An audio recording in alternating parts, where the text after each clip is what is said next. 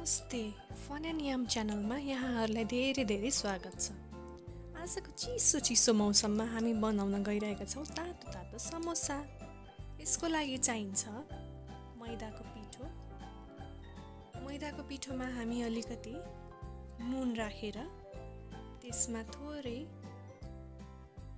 सनफ्लावरको तेल एड गर्छौँ।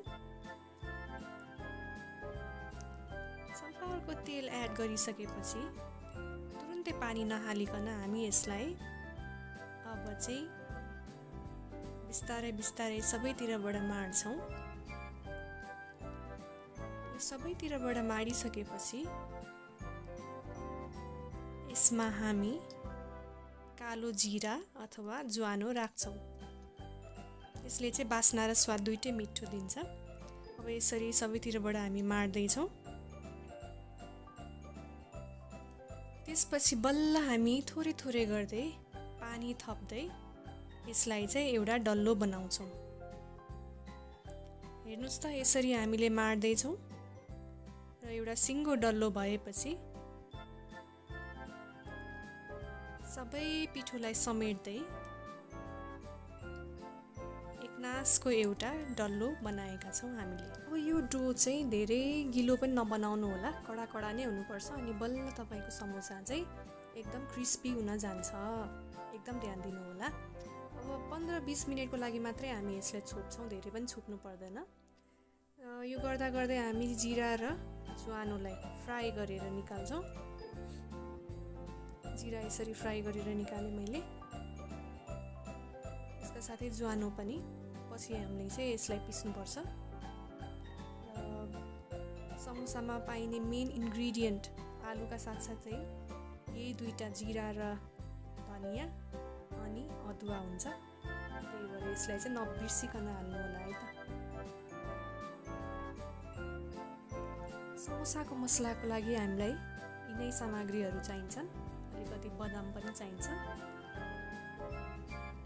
त्यसका साथसाथै समोसामा निकै मिठो स्वाद दिनलाई हामीलाई चाहिन्छ अम्चुर पाउडर। यो सजिलै स्टोरहरूमा पाउन सक्नुहुनेछ। म्याङ्गो पाउडर हो यो। अब हामी तेल बसाल्छौँ एउटा भाँडामा। तेल तात्न थालेपछि त्यसमा अलिकति बदामलाई फ्राई गर्छौँ।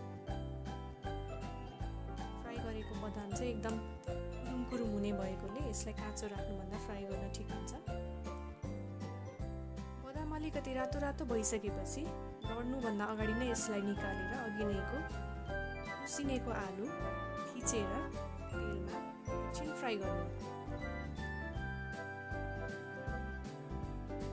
हाम्रो समोसाको मेन मसला भनेको यो आलु नै हो। त्यही भएर यसलाई चाहिने जति नुन, लसुन अदुवाको पेस्ट राखेर मैले यसरी चलाएँ। अघि नैको जिरा धनियाँको पेस्ट हो यो। यसलाई चाहिँ एकदम मेन इन्ग्रेडियन्टको रूपमा लिनु होला। त्यसपछि अघि रोस्ट गरेको बदाम र अलिकति हरियो धनियाँ र अम्चुर पाउडर त छँदै नै छ। यति राखिसकेपछि यसलाई हामी एकछिन चलाएर हाम्रो मसला लगभग रेडी भएको छ। यिनैको पिठोको डल्लोलाई बेलेर दुई फ्याकमा मैले काटेँ। यसरी पानी लगाउनु पर्छ बिचतिर र यसरी बिस्तारै दुईतिर प्यारलल हुने गरी माथिपट्टि चुच्चो बस्ने गरी, तर ध्यान दिनु होला नटासियोस्।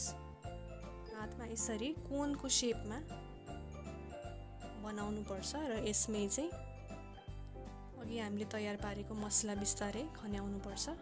यसमा धेरै पनि नराख्नु होला, होइन भने फुट्ने डर हुन्छ।